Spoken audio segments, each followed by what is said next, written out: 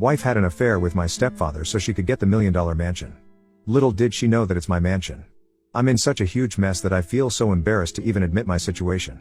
With embarrassment, I mean core humiliation. Yeah, how else do I say that my wife of 7 years is cheating on me with my stepdad? Yes, my wife effed my mother's husband. I'm 38M, married for 7 years to Celia, 38F. Our relationship has been very normal with our share of ups and downs. The downs were mostly because my wife felt I was too attached to my mom. Yeah, she called me mama's boy. Now, I'm not going to defend that because my mom is no longer alive. She passed away 2 years back. I'm glad that I was able to love her the way she deserved. She has single-handedly raised me and given me the best of everything she could and beyond her means. My mom was a single parent to me until 10 years ago until she met Andrew. Andrew was a divorcee in his early 50s when he married mom. I don't know what my mom saw in Andrew that she married him after being single for 2 decades. Andrew was non-existent to me when mom was here. I used to visit her twice a week, but my conversation with Andrew didn't go beyond formal greetings and a smile. I don't know why I was just not able to accept him as a father figure, but I never showed this to mom. I was happy that she got a companion in her last days of life. And after her demise, there was no question of Andrew's existence in my life. I didn't even meet him after my mom's funeral. Though he was still living in my mom's house, he became a matter of concern for me when I found him sitting with my wife with his arms wrapped around hers. It wasn't a friendly or elderly embrace. I didn't like the body language, or rather I should say their chemistry. It was also weird because of our family dynamics. Like I mentioned, I was never close to my stepdad, and neither was Celia close to him, so seeing such kind of comfort between them was very uncomfortable for me. I was in my car and they were sitting in a roadside cafe. I had left the office early that day to meet one of my old friends. The place where I saw them is far from my house and even my office. I usually don't go to that area. I went to meet my friend, but I was distracted most of the time. My friend kept asking me if something was bothering me. I just said it was just about impending work. How do I tell him what I saw on my way? I went home. I didn't think but confronted Celia that I saw her with Andrew. She turned pale and was lost for words. Then she was like, "Yeah, I met him for lunch." I asked her why all of a sudden. She said she bumped into him and then he offered to have lunch together. The way I was staring at her, she understood that I had seen something which I shouldn't have. She said, "Your stepdad was really upset about losing your mom." I was trying to console him. The poor old man is lonely and has no one to talk to. That's why he held my hands while expressing his grief. You see, I didn't tell her I saw him holding her hands. I saw him wrapping his arms around her. And the way they were talking, it didn't look like he was sad or mourning my mom. They were not laughing, but their body language was flirtatious. I didn't say anything, but I didn't buy her excuse. I decided to sleuth the matter by myself before any further confrontation. Celia is a nail artist at a beauty salon. So, she works on weekends and is off on weekdays.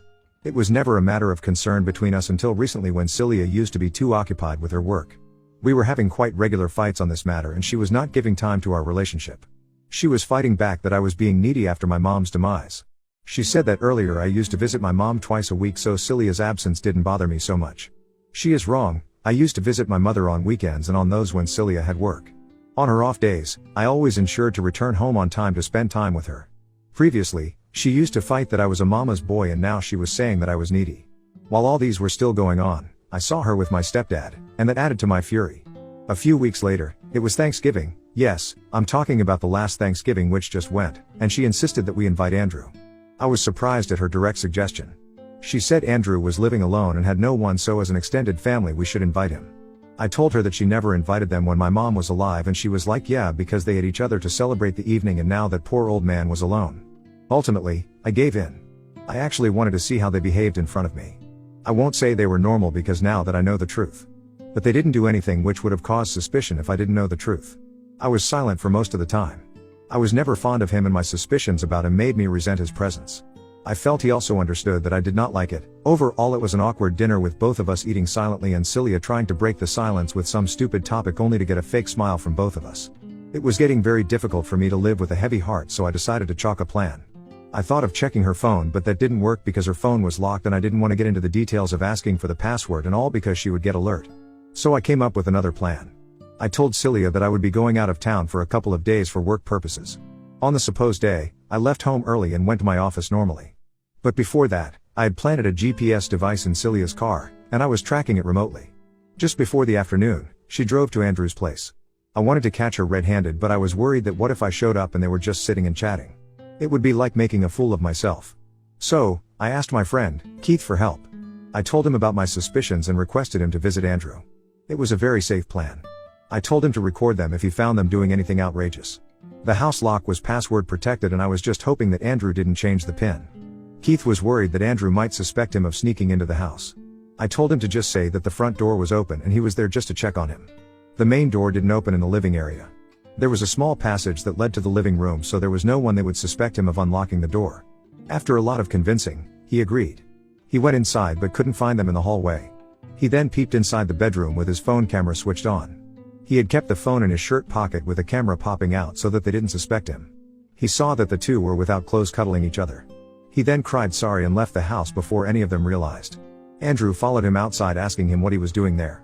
Keith said that he was just there to check on him, but it's okay, he would come later. He sat inside his car and drove off before any confrontation with Andrew or Celia.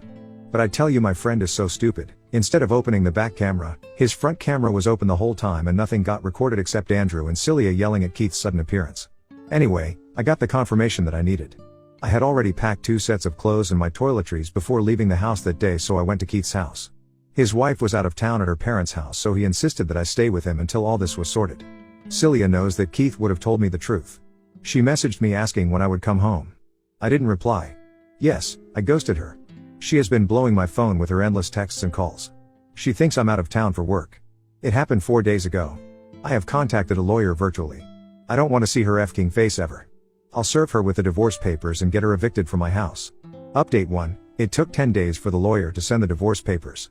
Celia was just not ready to sign the papers and wanted a discussion. My lawyer suggested that we go for an out-of-court settlement if possible because that would substantially reduce our time and money.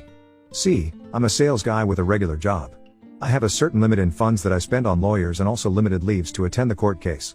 So I agreed to a meeting in the lawyer's presence. But when I went for the meeting, she insisted on having a private conversation with me. I resisted, but my lawyer asked me to go for it but not say or commit to anything which she demanded. He laid out a certain framework to keep my meeting within it. Like no touching, no hugging, no confessions and all. I felt disgusted at her presence. She tried to hug me but I pushed her away. She said it was all a misunderstanding. After reading so many cheating stories on Reddit, I know what all cheaters say. I was like, yeah sure, you were trying to help out a poor old man from his loneliness, right? She said whatever Keith saw was true and she is not denying it, but it was only cuddling and nothing else. Yes, of course, cuddling without clothes. But this was not enough. What she said next blew my mind. She said she did that to safeguard our future. Really? How the hell?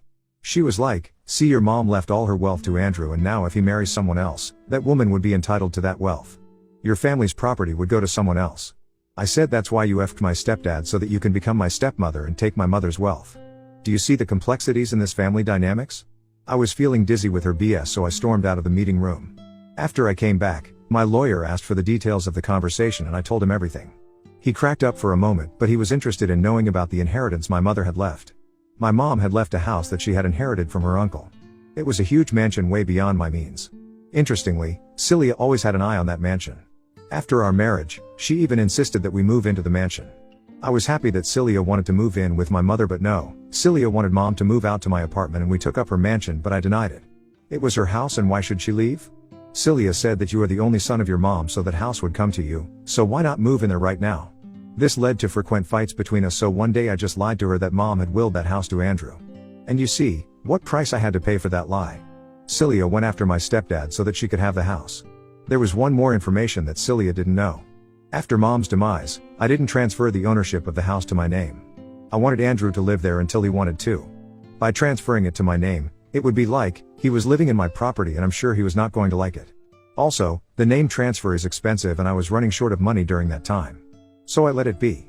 And glad I did not transfer it because Celia would have been entitled to half of the property during our divorce. Or probably she wouldn't have effed Andrew in that case, I don't know. But a cheater is always a cheater in any situation. Yeah, my mom had willed that house to me, but Celia didn't know that. Celia wanted me to have second thoughts about the divorce. She said that she would soon lure Andrew to gift her that house.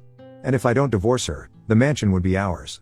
I laughed at her proposal and said no, thank you for the offer, good luck for your mansion. She smirked and said you're losing a lot by this divorce. I smiled and said I don't give a FCK. I don't know if she was really that dumb always or if was she just acting to save her ass from the humiliation, but I don't care. Celia knew that I had no substantial wealth except for the savings in our joint account, which was split and divided between us. I'm feeling so relieved after the divorce was finalized. Any moment if Celia got to know the truth about the ownership of the mansion, she would have never divorced me, and I cannot share my mom's inheritance with that WHRE. Celia dug her grave by confessing her intentions behind dating Andrew. Because I was going to use that against her to drive Andrew away from her life. I saw Andrew picking her up from the court and assisting her with all legal matters during our divorce. I was just waiting for the divorce to be over to burst her bubble and then see her reaction. Now that it is done, the next I'm going to do is destroy my love, Celia. Update 2. After my divorce was finalized, I texted the details of Celia's confession to Andrew. He was like, "You know that your mom has willed this mansion to you?" I said, "Yeah, I have her will, but Celia doesn't know, and she is going to ask you to give the mansion to her." I was not doing any good service to him by revealing the truth. I just wanted to burst Celia's bubble. The poor girl was dreaming of having my mom's mansion. Andrew told me that of late Celia was indirectly asking him regarding his will and who was going to get his inheritance, but he never understood her intentions because he didn't have any wealth to his name. I didn't want to have any bro code with Andrew, so I left the conversation in that note. After a while, I got a call from Celia. Usually, I wouldn't have responded to it, but this time I did because I knew what it was about. She was yelling from the other end, "Why didn't you tell me that your mother had willed the house to your name? I was elking this old man's ass, quite literally, to safeguard your property, and you $1 destroyed me instead." I was just laughing at her abuses because it was coming out from a place of hurt. I said, "Thank you so much and good luck with your elking game." I hung up the call and blocked her. A few days later, she called me again from an unknown number, maybe from her friends or colleagues. She told me that Andrew had broken up with her. Somehow he got to know that she was with him just for the inheritance, and now when the truth came out, he dumped her. He called her a greedy WHRE. She was abusing him and said she was trying to help him cope with the loneliness, yet he turned against her. I don't know why she was still trying to pose herself as a pious woman when her truth had already come out. I sarcastically replied that yes, you FCK everyone selflessly and only for the other's good, you have no underlying intention. She said she was with Andrew for my sake so that she could get the mansion for me, and now she is saying that she was trying to help Andrew cope with the loss and loneliness. Wow. Such a pure soul she was. She didn't give up there. She tried all means to contact me, pleading with me, sometimes gaslighting me to get back together. She showed up at my house, my office, and even at some of the regular public places I went. Yeah, it's so unbelievable that she showed up at my gym and tried to corner me to speak to her. It was a hell lot of nightmare, but I ignored her as if she was just a stranger to me. Technically, she was a stranger because our divorce was over. Update 3. I thought that this saga was over, but my past popped out as soon as I changed the ownership of the mansion to my name. God knows what was her obsession with the house. I mean, yeah, it's understandable. Who would not want $1 million mansion to their name? But I don't know how long it would take for her to accept the reality. After 6 months of my divorce, I decided to transfer the mansion to my name. As I wrote earlier, I wasn't doing it until then because I didn't have enough savings to spare for that ownership transfer. Now that I was divorced and my expenses were reduced substantially, I was able to save up the transfer amount in 4 to 5 months. Before applying for the transfer, I informed Andrew about it. He was anyway not living in that house anymore after I got to know about his affair with Celia. I didn't ask him to vacate though, but he responded that he would take away his remaining belongings from the house, and he did that. He made me the admin of the locking system of the house. It took a couple of months for the paperwork to be ready, and meanwhile, I got it painted. The lawn and the pool were also not maintained for a long time, so I got all of them cleaned. I was NC with Celia, and as per the last conversation I had with her, Andrew had also broken up with her, so I was perplexed when she showed up at the mansion during one of the cleaning days.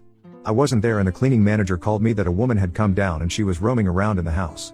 They tried to stop her from entering, but she told them she was my wife. Haha, yeah, but the way she was feeling the walls and interiors of the house, they suspected her to be a trespasser. Indeed she was, and I told them to kick her out, and I had no wife. They did as told and then gave me a confirmatory call that the woman was out of the house. No prize for guessing if she showed up at my house. Yes, she did. She was crying and wailing that I had abandoned her when she did no wrong and that her intentions were pure. I told her to seek therapy and that she needed to check out a mental hospital instead of my house. She wanted me to let her inside the house and have a conversation, but I didn't. I closed the door on her face. Indeed she was, and I told them to kick her out, and I had no wife. They did as told and then gave me a confirmatory call that the woman was out of the house. No prize for guessing if she showed up at my house. Yes, she did. She was crying and wailing that I had abandoned her when she did no wrong and that her intentions were pure. I told her to seek therapy and that she needed to check out a mental hospital instead of my house. She wanted me to let her inside the house and have a conversation, but I didn't. I closed the door on her face. I have also taken a restraining order against Celia on my mansion property. The chances of her sneaking into that place or vandalizing it were low because she had not been violent yet. Still, I didn't trust her, and I had to do this to safeguard the interest of the new tenants of that house. I don't want Celia to trouble them unnecessarily. It has been smooth until now, and I hope I don't have to make any further updates on this thread. I want Celia's chapter to end so that I can move on with my life.